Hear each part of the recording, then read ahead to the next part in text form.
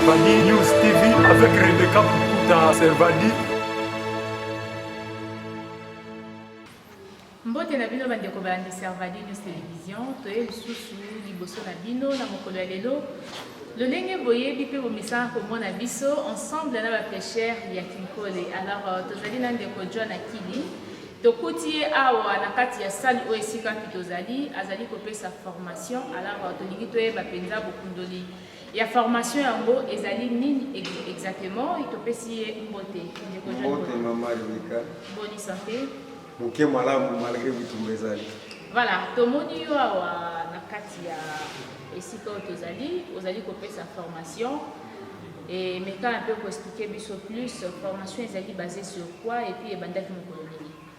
Matondi mingi nakanisi yo yebi biso tomesana makambo ya pêche tolobelaka toujours pêche toza baongo ya pêche. Tozali la formation sur la pêche en prévision à relance à l'Office national de la pêche au Bolanda qui n'habite en Dominique n'engé président ayaki ko lancer yango na Kinkole. To monique pour que to banda relance à office on les effective et puis profiter de la population congolaise, il faut avoir une main d'œuvre qualifiée. C'est pour cette raison que to bandi ko préparer déjà main d'œuvre wana ya office. Ndeti na formation kuti biso tozo sala to banda ki angolobi to aussi ça samedi. OK. Bobandaki yango lobi bokosilisa samedi ezali kaka kosangisa bapêcheur to ezali kosangisa mpe bandeko mosusu bazali na batalent balingaka mingi mpe kosala mosala yango bakokoya koprofite. Matondi mama Rebecca, formation ezali ouvert mpona motu nyonso oyo nyonso asinteresaka na pêche oyo nyonso alingaka pêche oyo nyonso alingaka kocontribue na développement ya secteur ya pêche aza le bienvenu. Tomoni mingi awa bapêcheur nde batondi. Est-ce que vous lancez qui message na bino et pas ba pêcheur kaka to botala ki pe ba ndeko wana mususu ba linga pêche ba na besoin de pêche. Bon, peut-être que vous avez raison de lancer qui pensa campagne mingi te pour la formation à pêche parce que ils allaient d'abord organisation interne entre biso. Batu mingi ba kuta biso na salle tous ça la formation nous organisons ba organiser nous avons tiré l'argent quelque part. Non, c'est entre nous. Lokola bato nyonso baza na souci ya mboka baza na souci biso nyonso to émerger to contribuer na développement ya mboka base kotizaki l'un après l'autre. C'est grâce à ces moyens nde to disposer temps oyo omoni tozo organiser session ya pêche awa na Kinkole eza uniquement na Kinkole te tozo sala dego avant midi toza na Kinkole après midi toza na Kisuka na chantier ya Chanik na site Elita. Mais sinon, la porte est grandement ouverte à toute personne intéressée. Voilà, bozali na une organisation interne, mais tu es dit bon, pêche ya Congo et ceux qui na Kinkole et ceux qui na Mbinza te na Kisuka te. Ezali na ba maluku ezali pembeni awa. Est-ce que ba dekwa maluku bazoya bozo sangana bango en dehors ya Kinkole, Kisuka. Est-ce que vous songez même na ba station ou sous ceci pour faciliter ya kosa la pêche ezali? Nakanisi peut-être pour comment il retard te présenter qui batunyo sauter mais au moins équipe ya Kinsuka ils a représenté équipe ya Kingabo ezali maluku ye on a zeko tuna mituno kotala mona bilili nayo tozo sala vraiment effort ya pour réunir tout le monde parce que na développement égoïsme ezalaka te. On ne peut pas développer une nation en état égoïste, c'est pratiquement impossible. C'est pourquoi on to bengi bandeko nyonso to mesana ko sana bango on va s'intéresser à la pêche. Donc même plus loin à même les pêcheurs indépendants, les mamans mariées, au moins toute catégorie dans le secteur de la pêche, tous en avons pas de sabiso. Pour to benga qui va comprendre l'importance de la pêche. Quand vous avez bengi ça bande connu sobaya. Ezali pona kobongama déjà na administration ya Office national de pêche, c'est ça? Effectivement, c'est ça. Kobongisa déjà ba cadre, kobongisa lokola ndenge boko bon ba pêche, ba pêcheur nyonso bako se présenter na organisation wana yango wana. Bon, ezali d'abord Office national de pêche. Au première main d'œuvre indispensable, c'est les pêcheurs, la communauté des pêcheurs. Mais il suffit que na connaissance aux pêcheurs azana. On a quand aux aïe na katia salle, comment naïe mon pêcheur azan impressionné par rapport à la réalité, la vérité de ça. C'est pour dire que les pêcheurs, ils apprennent aussi quelque chose. La formation par rapport à eux, comme connaissance pratique. oyo ezali prélude ya office national de pêche. Tolingi office national de pêche lokola mokonzi ya mboka azo relancer yango etombe lisusu na baerreur à la fois passée te. La fois passée ezalaki na baerreur. La fois passée ezalaki na baerreur ya gestion. La fois passée ezalaki na baerreur ya insuffisance ya personnel. La fois passée ezalaki na erreur ya une faible administration. Tango oyo bino bobandi déjà kobongama mpona baerreur ya passé ezonga lisusu te ntango mokonzi ya mboka kopesa coup de bâton na ye na office national de pêche. Boyebisa biso parce que bandeko ebele bazolanda biso mingi mpenza bazaka libanda mboka congolais kinois akoprofite na nini na kati ya office de pêche nationale. Matondi mama Rebecca nakanisi bénéfice ya liboso ya congolais ou ya kinois en particulier c'est la sécurité alimentaire. Oyo ezalaka région de conserve. Donc c'est une entreprise à grande échelle oyo et contribuer peut-être à 5% à chômage ya bakino.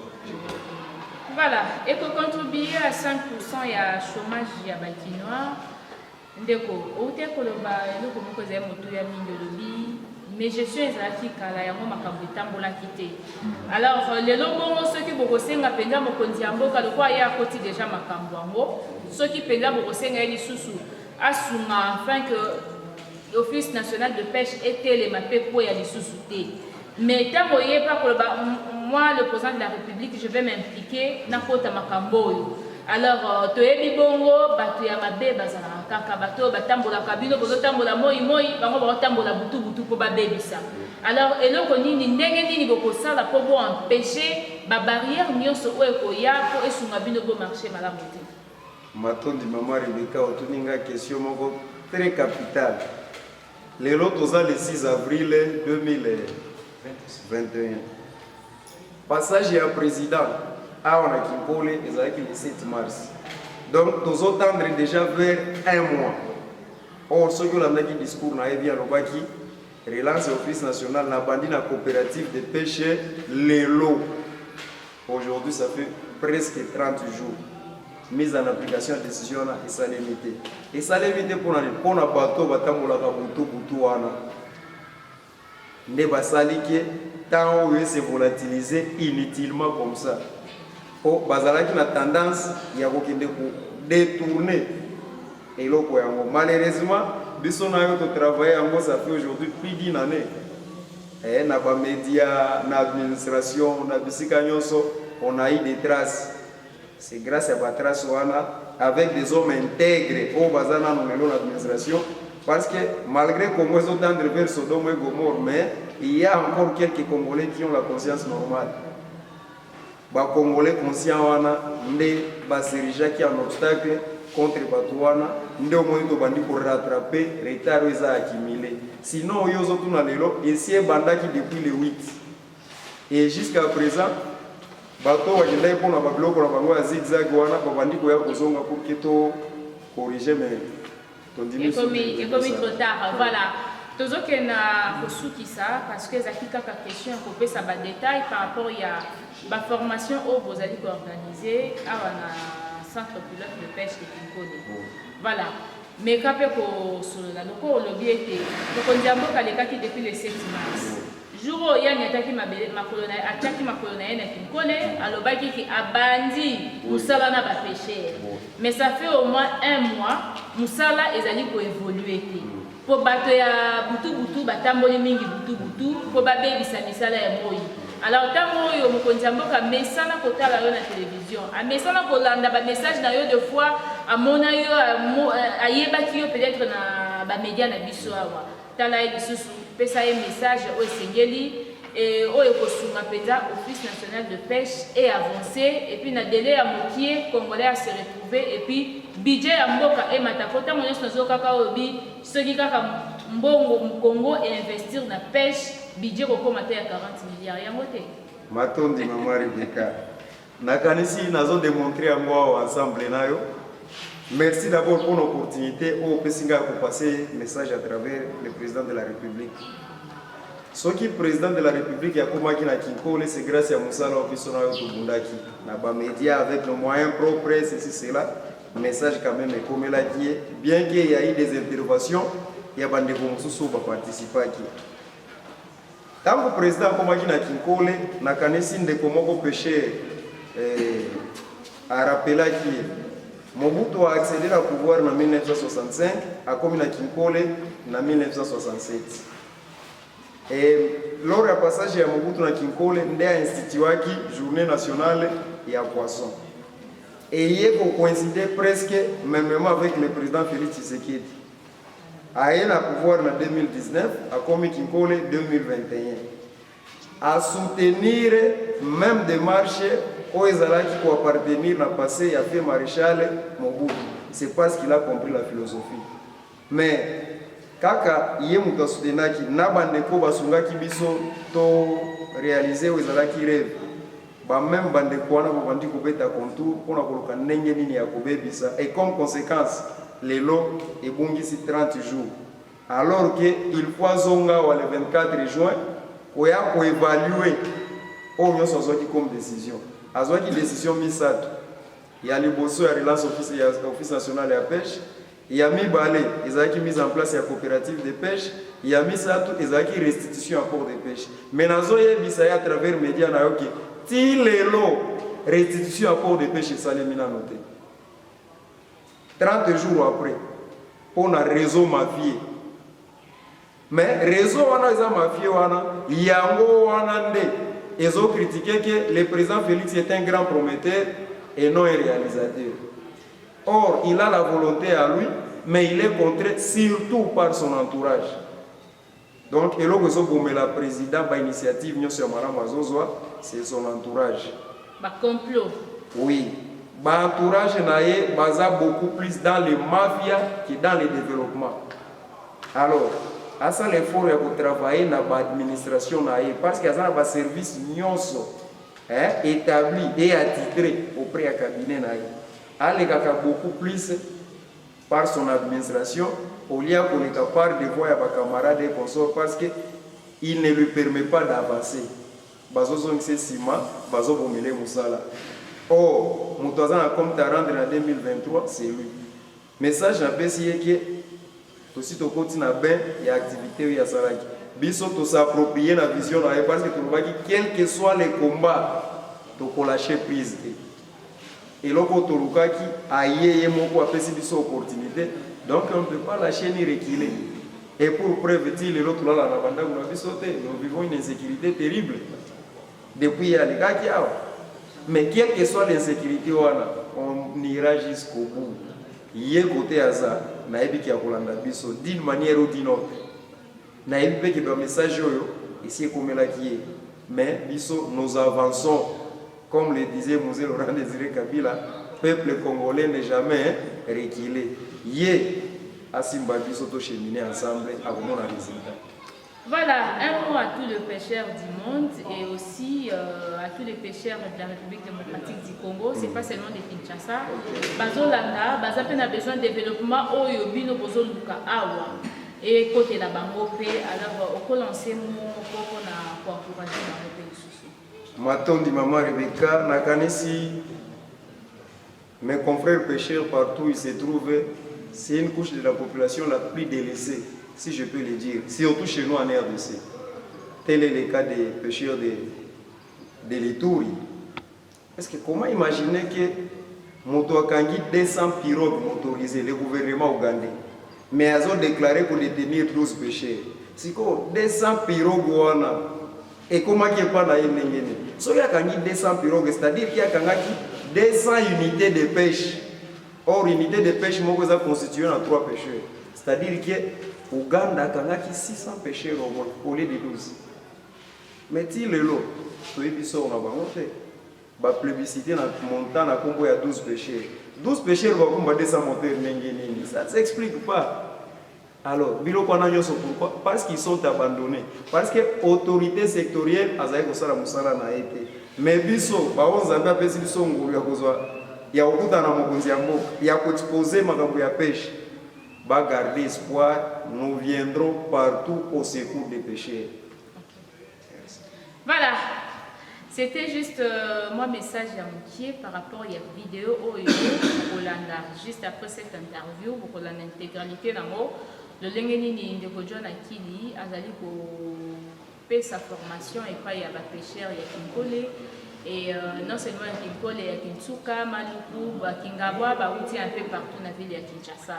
Alors biso na Servadi News Télévision toza na esengo ya koyebisaka bino ntango nyonso tosutenaka babiloko ezomema développement na mboka na biso tolingi bongo ata soki na badomaine wana koyiba ezalaka mwa mingi boavansaka te mais na badomaine oyo peuple avivaka nango changement ezala parce que faible azovivre na poisson, peuple plutôt azovivre na poisson, azovivre na mbisi. Alors ceux qui mbisi oyo peuple asombaka na 1000 francs et comme na 5000 francs pendant que azana fonctionnaire afuta makate donc peuple wana azolia bien te yango bomoni lelo même mikolo même baba na mikie santé tout na lisusu totali santé bi papa mata kilo o peser pour mwana moko ya mukie pour oliaka bien te. Alors biso tolingi to soutenir banticorps ya ba congolais eza makasi à travers mbisi. Et ça fait partie à Kokolisa, Kubisa Banticor, voilà. Donc, to sengi na Kokolisa Boka, Misunae, Ezoma et Kinkole. Bande Konyoso, vous allez Banda Mboka, vous allez vraiment ébeler. Vous avez un projet à la pêche. Une fois que vous avez essayé de me contacter, Natabino a contacté M. Akili, mais Bobunga, Bozonga, parce que le président de la République a côté déjà dossier à la pêche. Ce qui est au plus, vous avez un projet, pour ça vraiment est tambola. Quand on a projet Oyo accompagné chef de l'État pour travailler dans la pêcheur Oyo, beaucoup de monde beaucoup de lobby bateau bakotanga dans le domaine de la pêche de la République démocratique du Congo. C'était là la Servadi Bilène de Pourta Rebecca. Je vous dis au revoir, on va se retrouver prochainement. Les 12 mois de l'année, c'est combien? 151 800. 151 800 tonnes. Nous avons besoin pour connaître rien que la population chinoise. La population il y a 300 grammes. On a ça nous servira à quoi? À l'importation. Vous comprenez?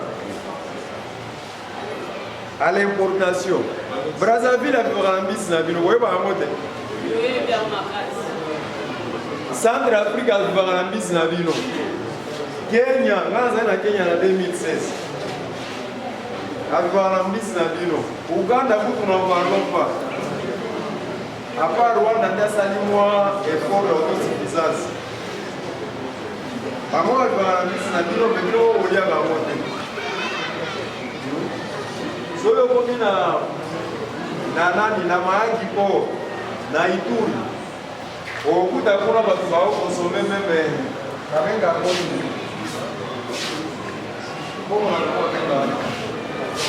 Chili. Au bout d'un moment, on va consommer Chili. Chili, c'est la monnaie ougandaise. Ils ont consommé la Mahakino, ils ont consommé la côté à Kassine. Pour production à Bissomini, il y a un coup là. On est lié à la Kinshasa. Maintenant, si on réfléchit à qui autour, il y a Kinshasa d'abord. Parce que dans la République, on a une forte concentration de la population qui Kinshasa, c'est exact. Vrai ou faux? Oui. Est-ce que vous voyez pourquoi la population est fort concentrée à Kinshasa? Bakimi Ke, Bakimi Zama, Bakimi Ozanga Courant, Bakimi Ozanga Nzela, Bakimi Ozanga Hôpital. Ils n'ont pas tort. C'est leur droit. Tout Congolais a droit à la vie. C'est une disposition constitutionnelle. C'est normal, Baki. Ça, c'est la République. C'est pas le genre. Mais, toi, tu sais, mon rouillère, il y a un modèle. Comment ça dit les enseignants va comment va amener la Kinshasa? Pas comme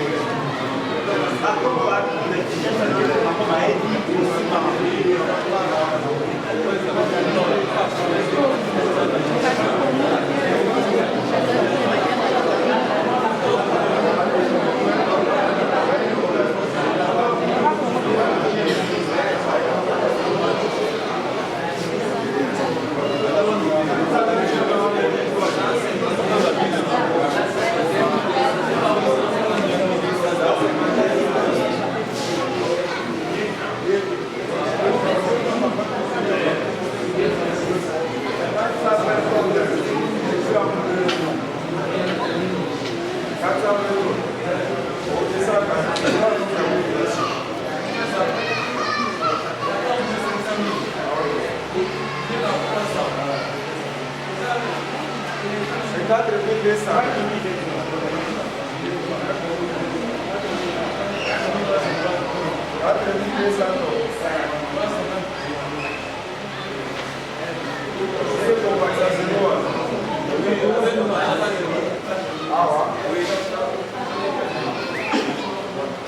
Donc c'est 1 million 518 dollars.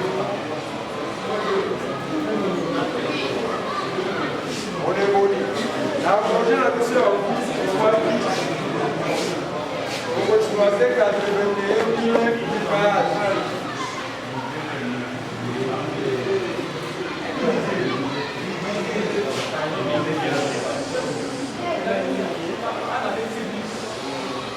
Donc corriger déjà c'est 4500. Et puis on tient à 14 millions. 14 millions. On tient 14 millions. ok. Gagnons le temps.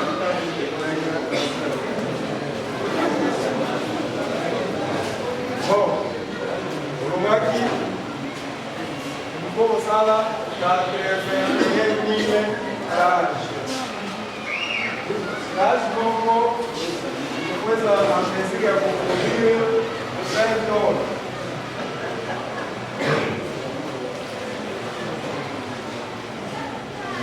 Vamos comprar, né? Então, quando isso for lá, você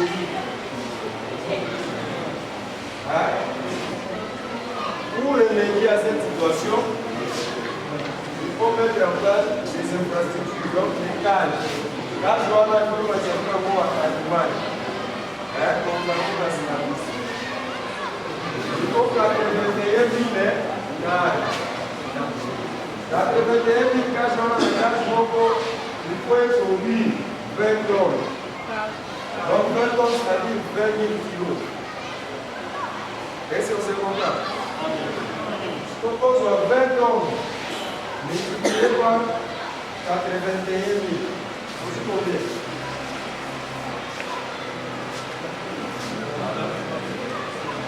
20 tonnes multiplié par 4. Donc 20 multiplié par 81 000. 1 million 620 000.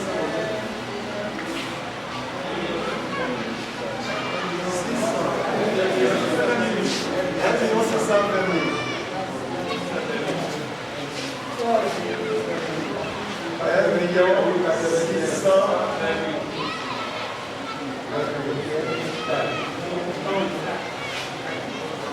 n'est-ce pas? On demande de payer les heures à l'année 500 000. Donc, nous avons un décollage et à réserve à 108 000 tonnes, n'est-ce pas? 108 000 tonnes nous à la réserve. Mais ça réserve de parce que pour à chaque jour 5 519.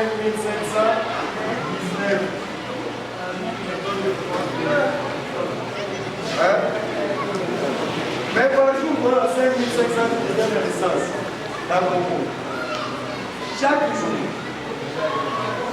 5 519 naissances. Chaque jour. Mortalité, selon la mortalité et la natalité, il y a une différence entre les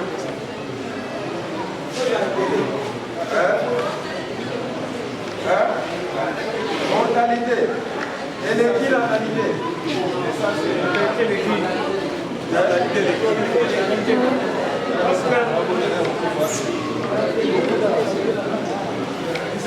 Bon, si vous voulez voir le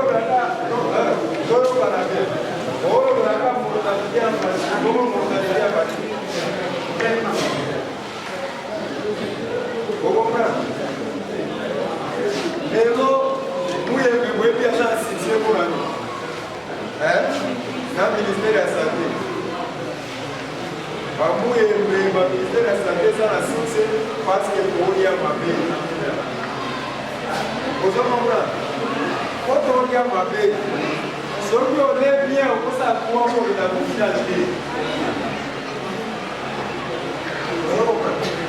Oh, il y a des choses à la télé, on peut y aller, Et ça, la moussala. Il faut maintenir le gars à cause de la crise. Après là, ils sont pour la chaque jour. Vous devez programmer parce qu'ils ont créé résistance. La Mantico. Ils ont créé ça. Ils ont continué à récupérer les filles. C'est suite à ma diminution de valoriser l'expérience des filles ça à 45 ans. Mais pour ça, il m'a dit que chaque boulot, il y a la tête de 57 jours. Ils ont gagné ça. C'est pour ça qu'il m'a dit que c'est normal de faire 45 ans. C'est ça normal. Et on est posé à ma parole, mais on va faire Mandeko, Manani, Magara, nous allons vous dire mon lien d'abord, pour commencer par le lien à ma paix. Si ma volia m'avait collé à ma paix, si ma volia m'avait collé à ma paix, donc, comme ma paix va dire à la volia, Dieu se sauve la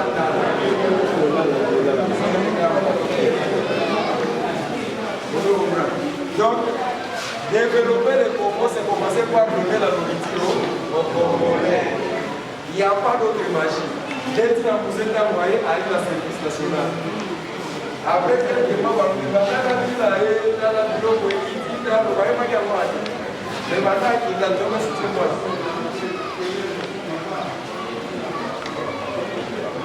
Parce que, mais un problème à Congo, c'est à manger.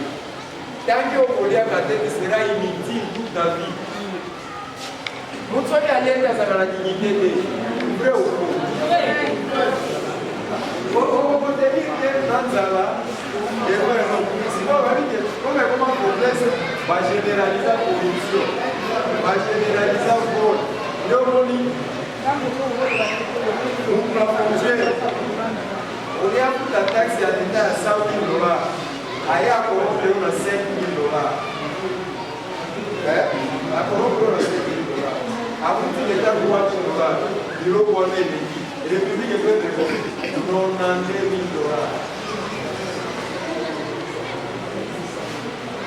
Não compra. Ele entrou na posição de faiblesse. Sala, ele não pode isso. Faz que eu vou resolver, não vai para dentro, não fica aqui. Vamos agora, vamos passar na boteira.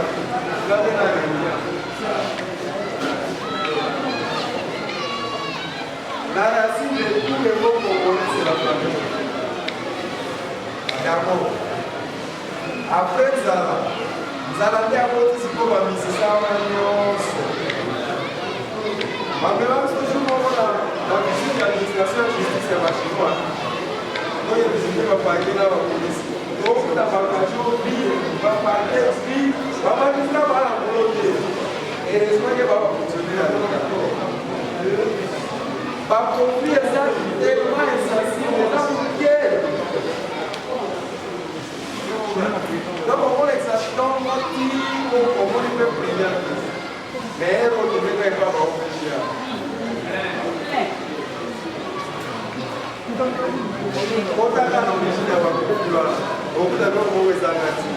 Tout ça, c'est la souffrance, la misère qui a comme racine la famille.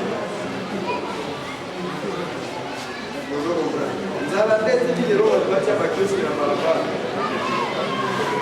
Tout Congolais est devenu commerçant. Donc, c'est même avec la palette de Bérakao. Bon, maintenant, de la quartier, nous avons besoin de mettre en place la première et une carte. Or, chaque carte représente 2050 $.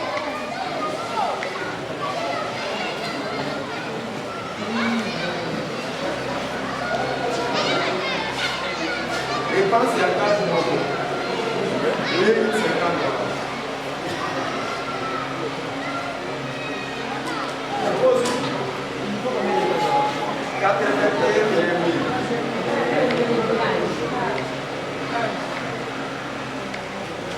Osaka.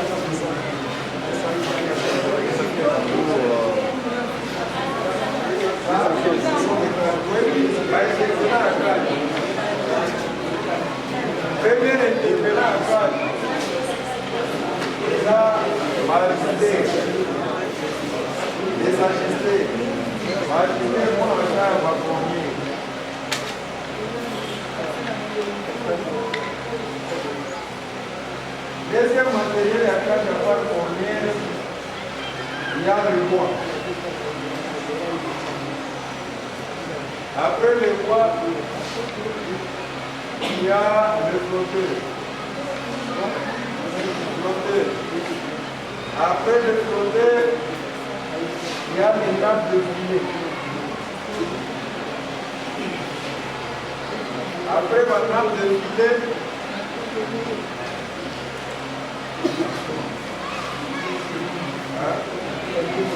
il y a des PVC. C'est là où on va tout le toucher. Au moins, les nappes de quotidien, la fabrication en taille. C'est-à-dire que ceux qui m'ont volé, et ça affecté, ma activité, voilà ce qui seront pour bénéficier. Oh, quand on voit des avoirs, peut-être on voit qu'il faut avoir des couturiers et des couturiers. Ça, là où on a bandé des petits on a par ici, intervention à menuisier et côtier. Nous allons comprendre la tête de la création en blanc. Intervention ajustée et côtier.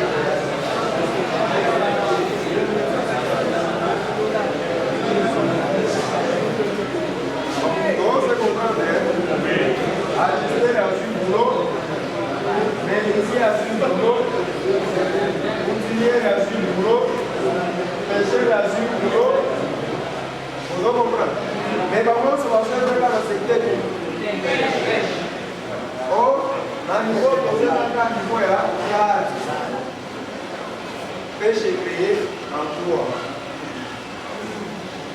Entre-temps, et créer, parce que mon mot est manipulaté. Où est la globo? Ma belle, la vie de la liberté.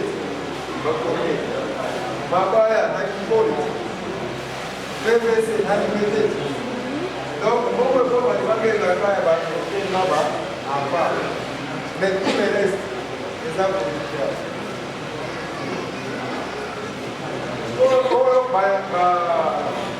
structure, ma cage.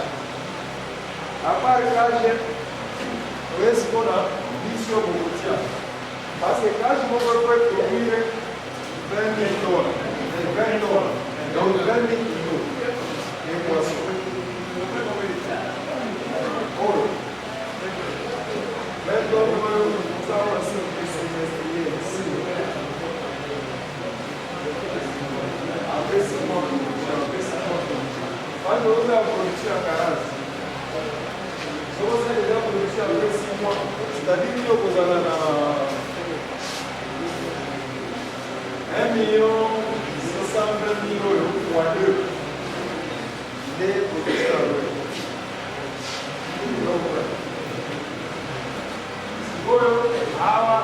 Intervenant, Fabien Marcel Makontia. Il faut qu'on tient minimum 22 000 pièces. Hein? 22 000 à l'event, à 15 mois. À raison que chaque 6 mois, à l'event, dans sa portion, doit atteindre le minimum 1 franc. À l'event, à Ouchoua. Papa Marcel, vous avez parlé de vos produits à la balle, combien d'années? Combien de fois par an? Production naturelle à Balvin. Ça, il va combien de fois là? Dans la saison, il y a 2 saisons. C'est-à-dire,